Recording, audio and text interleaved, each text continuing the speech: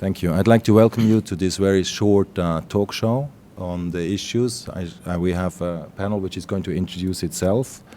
I have the first questions to Ignacio Parker on what do you conclude out of this GFMD Civil Society Days 2016?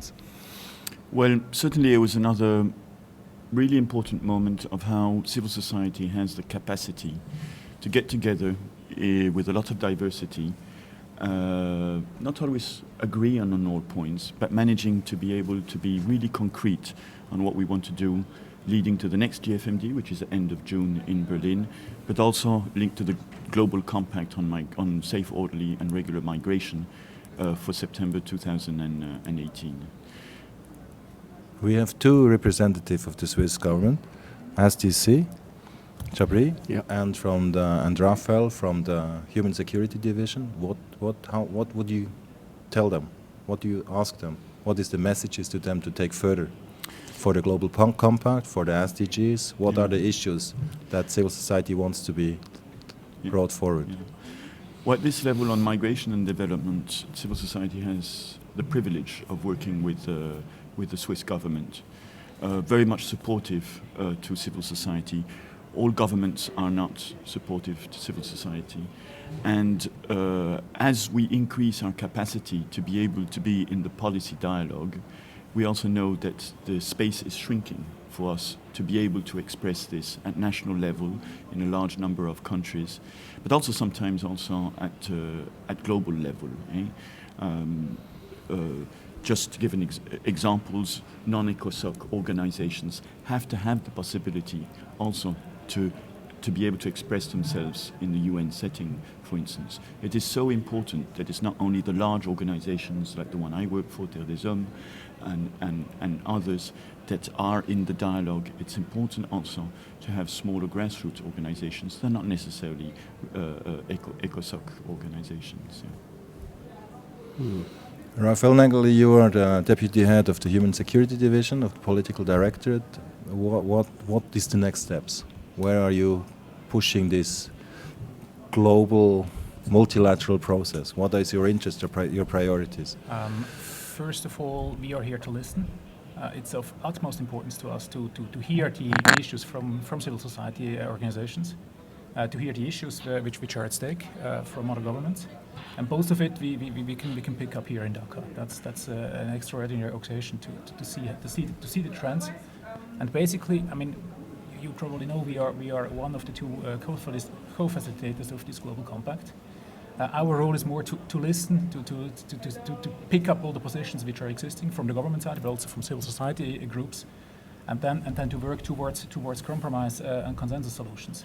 What is that? So we are not the ones setting the agenda, coming with we have to include this and that in the agenda. We have to see what's there, and that's at the moment our role. At the end of the day, a global compact can only work if there is a good balance between the protection agenda, how to protect the rights of migrants, and the governance agenda, how we can govern flows of migration, and both of it has to come together. Okay. SDC has been in this process for a long time now, right? It's supporting through the global program on migration development.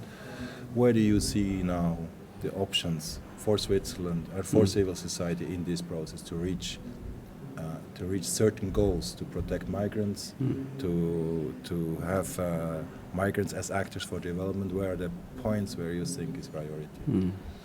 It's a mixture of many things, and it's important to take into consideration some of the very important points that Ignacio made. Anything that's happening at the global level has any policy decision, a policy discussion that's happening at the global level has to be translated at the national level, has to be discussed at the regional level. How we link the global to regional to national, and how that actually affects migrant workers or potential migrant workers on the ground at the local level is perhaps the biggest challenge. So we can have a global compact discussion, Peter. We can have a discussion on SDGs. We can have a discussion at the GFMD. But if we don't take if we don't understand the relevance of these discussions at that grassroots level, like what Ignacio was saying, then I think we're doing disservice to the larger picture of migration and development, keeping in mind the human rights, the protection aspects of migrant workers. Now, coming back to your question then, with regards to what are those entry points? The entry points is, Ignacio spoke about a shrinking space here on the ground in some countries. Huh? That shrinking space is also in Switzerland. A shrinking space doesn't have to be in a sending country or in a receiving country. It's across the board for civil society. So if we want to make sure that that shrinking space doesn't shrink further and instead enhance civil society's participation, then let civil society be able to, with their differences, be able to come together through a single platform with the government. So at any national level, there needs to be some kind of a national network. And this is why the platform that you're coordinating, that Caritas and Helvetas are coordinating, I think is very important, because you bring that coordination aspect of civil society to be able to talk together with the government. That voice is very important. Civil society needs to be able to find voices at regional levels. Okay. At regional levels, this has always been a challenge as well. So how do you find the national network, build the national network, keep the national platform, bring it up to the government at the national level in all countries, not just in Switzerland, and then take it on to regional processes? And how do you build that as a good entry point at regional policy dialogue? I think that then would be a good first stepping stone. I think for us, if you address it as a civil society platform, one of the challenges we face is that the priorities of civil society is not foreign policy priorities, right? They're migration policy priorities. So the issues of policy coherence, right? So how does Switzerland address policy coherence on the agenda, which the issues which you brought forward? How do you use the space for civil society then in this? Yeah. On everything, I think we have to be concentrated. And migration policy has to be based on evidence and anchored in values. And the values that we have chosen are of course, human rights values. Eh? And it's not to reinvent things. Everything, the framework is there. It's how to translate it now. And we have to read it through economics. So then that means, and that involves everybody. It's not one stakeholder who's going to change things. When you have the exploitation of migrant workers in all the from the moment they are recruited up to the long months of hard work that they do, sometimes unpaid and so on. And this is very difficult to manage, but absolutely possible to manage.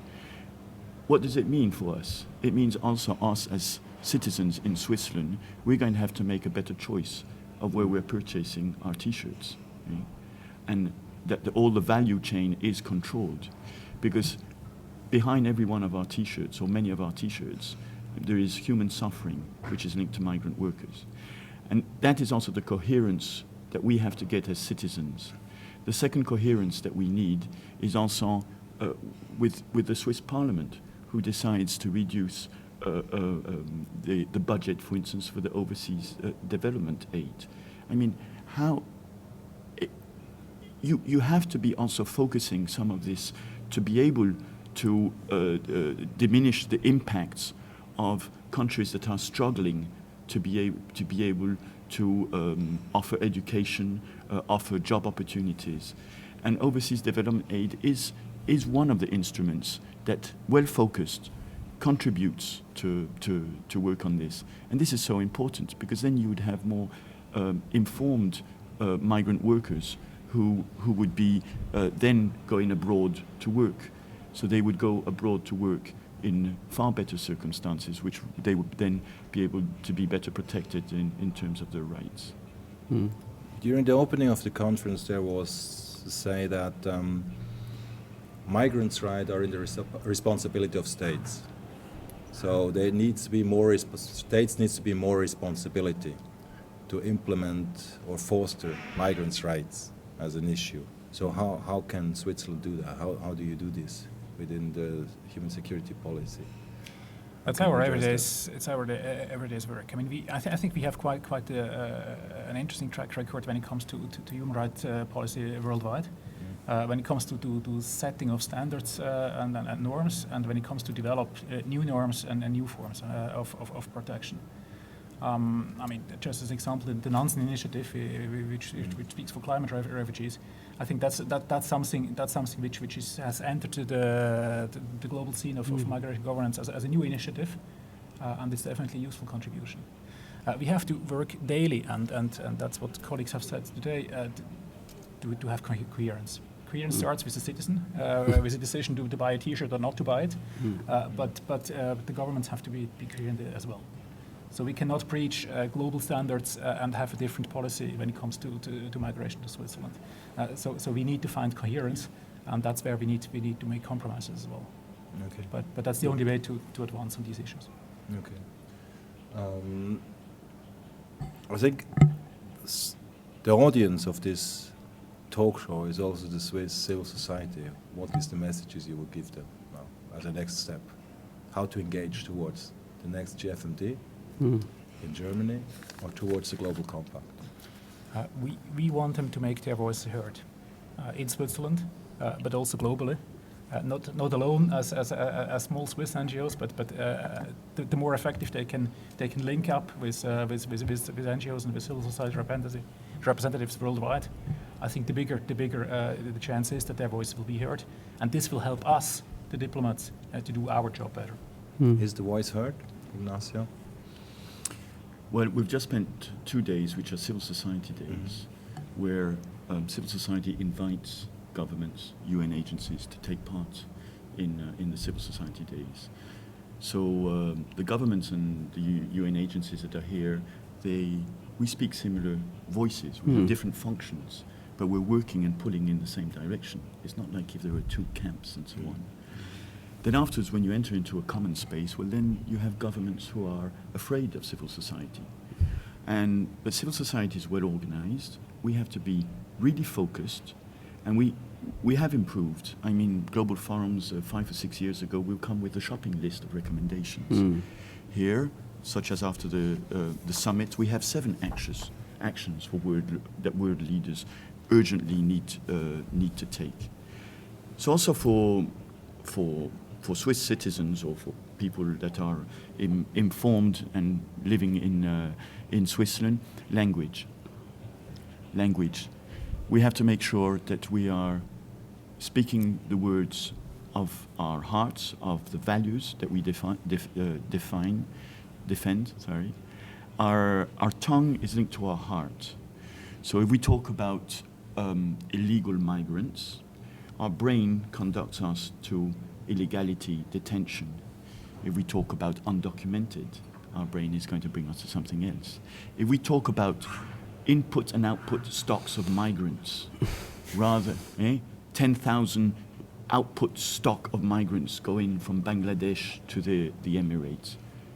They're just goods, tradable, but these are human beings. And many other examples of language that we have to learn within civil society and in our discussions with any stakeholders to correct. Because it's not just about a word, it's how we are framing things, and that's extremely important. And that has to be the daily job of all citizens or all people who are defending the values that we have chosen that are based on the framework of human rights. Okay. How do you follow such an eloquent, and I couldn't agree with you more. And that also goes to show the strength of the Swiss understanding of working with civil society is our differences actually bring us together in being able to communicate, because we don't necessarily differ in an understanding of the situation. We just talk different language and we strategize it differently.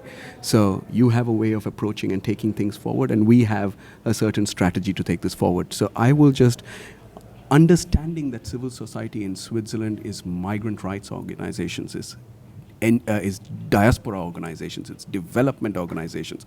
Understanding this diversity of civil society in Switzerland, my suggestion would just be to say, be different, but don't differentiate. That was great. Yeah, that was great.